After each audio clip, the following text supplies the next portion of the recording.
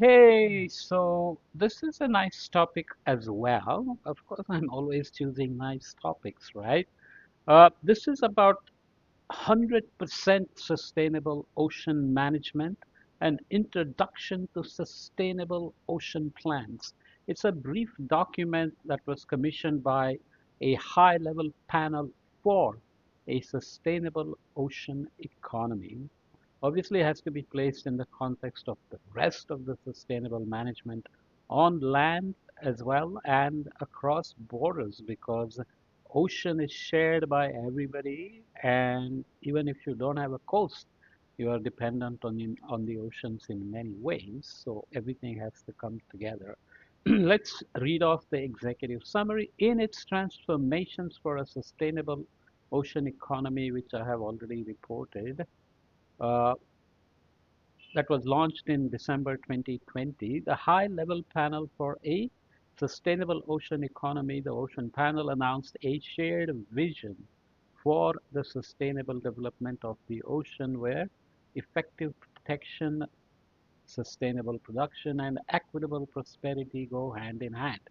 As part of this shared vision, the Ocean Panel made a headline commitment to sustainably manage 100% of the ocean area under their national jurisdictions, guided by sustainable ocean plans by 2025. I'm recording this in October, already mid-October 2024. Moreover, the Ocean Panel urged all coastal and ocean states to join them in this commitment so that by 2030, all ocean areas under national jurisdiction are sustainably managed. So every country that has a coast has an exclusive economic zone, and then island states exist and so on and so forth. A sustainable ocean plan aims to guide public and private sector decision makers on how to sustainably manage a nation's ocean area under national jurisdiction to advance long-term economic and social development by protecting the natural marine ecosystems that underpin the development. It lays the foundation for implementing the Ocean Panel's transformations, providing a unifying umbrella for national ocean-related governance. Developing and implementing sustainable ocean plans can provide governments, citizens, businesses, coastal communities, indigenous peoples, and other stakeholders with a range of economic, social, and environmental benefits over time. For instance, effectively implemented plans can protect critical marine ecosystems, chart a course for economic and social development, provide regulatory and investment certainty, and reduce the risk of conflict, which is very important. As you can see, many geopolitical games are played in the ocean to claim a little piece of a rock, for example, to develop exclusive economic zones around it and keep expanding.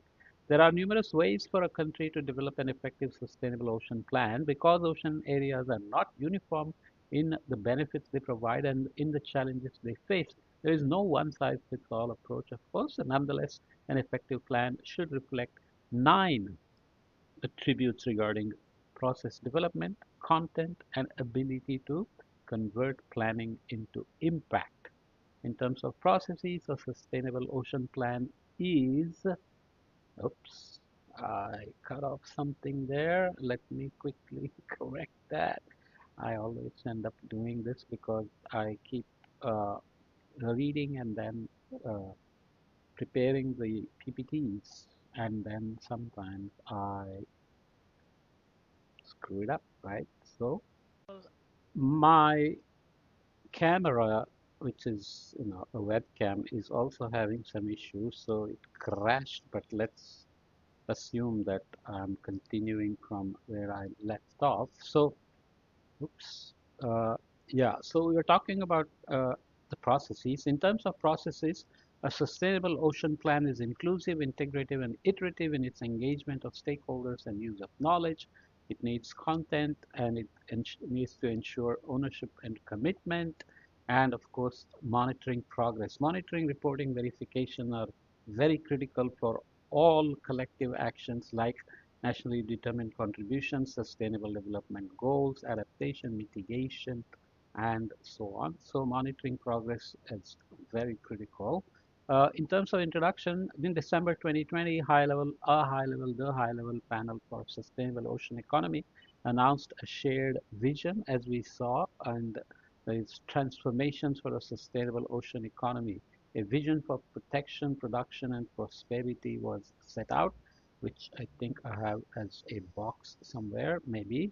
Okay, so as the headline of these transformations, the Ocean Panel committed to sustainably manage 100% of the ocean area under their national jurisdictions, guided by sustainable ocean plans by 2025, as we said. So the key word here is sustainably manage the ocean area under their national jurisdictions. It's not a global ocean, so that will be much more tricky in terms of deploying resources and being responsible. So what is a sustainable ocean plan then? A sustainable ocean plan provides a unifying umbrella for ocean-related governance. As outlined in Transformations, a sustainable ocean plan uh, has to have, uh, the following questions to be answered. Why develop a sustainable ocean plan? What are the attributes and useful components of a sustainable ocean plan?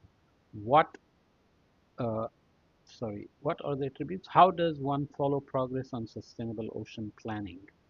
How does a country finance sustainable ocean planning? You can make all the plans you want unless it's mainstreamed into the financial, fiscal policies and budgeting, nothing is going to happen. What are some examples of sustainable ocean planning?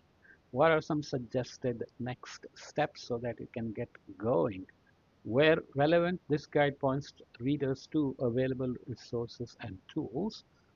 Successfully implemented new ocean action agenda set forth by transformations will result in the following outcomes: a 100% approach, ocean wealth with sustainable ocean food, sustainable ocean energy, sustainable ocean-based tourism, which is one way to make money to protect the ocean, sustainable ocean transport, ships have to reduce their emissions as well as not pollute too much, sustainable new ocean industries, a precautionary approach to seabed mining. Everybody is now diving deep into deep sea mining.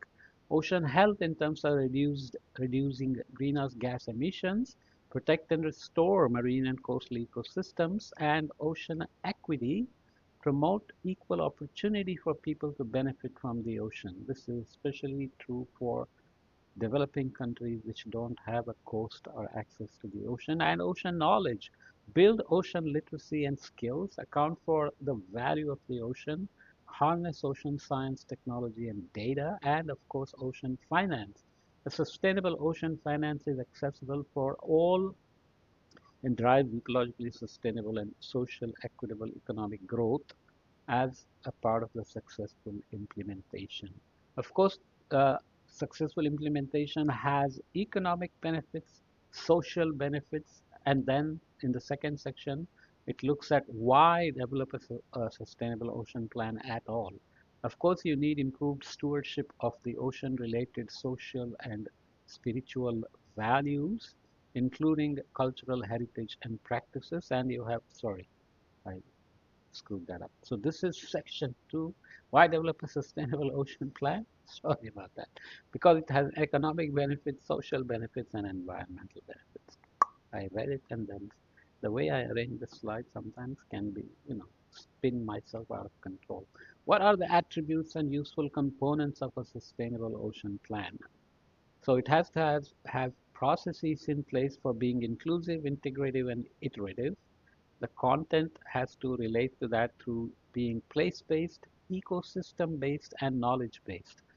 Ecosystem-based has been used for a long time for fisheries. For example, ecosystem-based management means you don't just catch one species like tuna or salmon or whatever else, but you see the ecosystem in which they live and try to manage the entire ecosystem while you are doing fisheries, but of course this has not succeeded in reality by much. And track impacts in terms of being endorsed, financed, and capacitated so that you have capacity building indigenously or with the help of international expertise. Here is a iterative processes for developing a sustainable ocean plan, engaging stakeholders, always critical for managing shared goods or common goods. Set the scope, prepare, develop sustainable ocean plan, and implement, update the plan with monitoring and evaluating and stakeholder feedbacks. And of course, you have background work like preparing, gathering knowledge, as well as updating the plans as necessary with a checklist of plan development and indicators of implementation so that you know you are making progress and there are indicators of success. Useful components of a sustainable ocean plan, area-based plans, social and cultural considerations. So don't bring outside plans without indigenous knowledge, culture, and social practices, let's say. And ocean accounts has to be carried out with economic development strategies and environmental protection approaches, while enabling policies and enabling finance have to help with the Sustainable Ocean Plan implementation effectively and efficiently. How does one follow progress on sustainable ocean planning? I won't read all of it, but you have a checklist for uh, sustainable ocean planning with attributes, a checklist, and explanation. Obviously, I won't read all these details, but there is a process that is inclusive, integrative, and iterative, and content is place-based, ecosystem-based, and knowledge-based. So here the indicator is the plan underpinned by knowledge and evidence? Okay, as an example. And of course, the impact endorsed, financed, and capacitated. Is there sufficient human capacity for the plan? The plan should include measures to ensure sufficient institutional capacity, for example, skills and knowledge in relevant agencies for development, implementation, monitoring, and periodic evaluation and improvement. It's not a plan set in stone. It has to be a living document that keeps on getting better. How does a country finance sustainable ocean planning? I'm just taking the captions of each section. Ocean use fees. How do we make people pay for the use of the ocean? Loans. International loans may be needed. Central government to the coastal state may be needed, or coastal state to the local body may be needed, and so on. Philanthropic grants are always a big part. Development assistance from the development banks and rich countries, and blue bonds. You know, there are green bonds now. So there is a blue economy, blue carbon, and blue bonds is the obvious step. And debt conversion, which is kind of a restructuring of the debt so that you get paid, let's say, or offset your debt, uh, convert it to sustainable ocean action. What are some examples of sustainable ocean planning? The process, of course, inclusive, integrative, iterative, content being place-based, ecosystem-based, and knowledge-based, impacts being endorsed, financed, and capacitated. You know, capacitated. Let me not make any silly jokes. What are some suggested next steps? The previous sections have covered what, why, how, and whose of sustainability. Sorry, let me read it again. The previous sections have covered the what, why, how, and who of sustainable ocean plans. So following a follow-up question for some may be, how does one begin? So you have to organize, prioritize, and take stock and align support. So these are four no regret initial steps for getting started so that there is no unintended consequence or negative outcome when you do these things. That's what a no regret decision means. So let's complete with the concluding thoughts.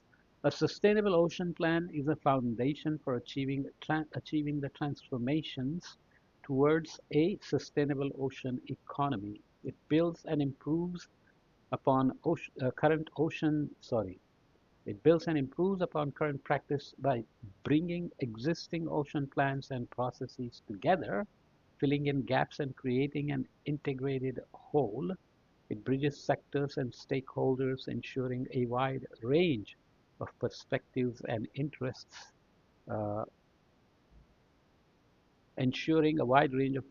and interests are considered, and it focuses on a triple win for people, nature, and economy.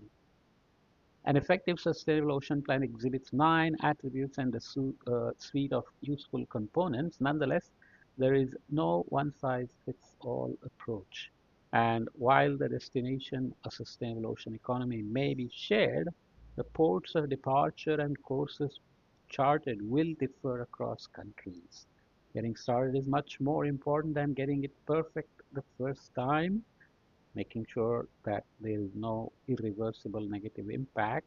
What is important is to iterate over time, continuously build domestic capacity for effective implementation, and maintain top-level policy making and institutional support. The world faces a moment of urgency. An inspired outcome of the Ocean Panel is that by 2030, sustainable ocean plans are providing a credible basis for safeguarding the long-term health and resilience of the ocean, attracting investment and creating jobs to the benefit of coastal communities and national economies. With less than 10 years to go, this was obviously from a couple of years ago, ocean and coastal nations have no time to waste.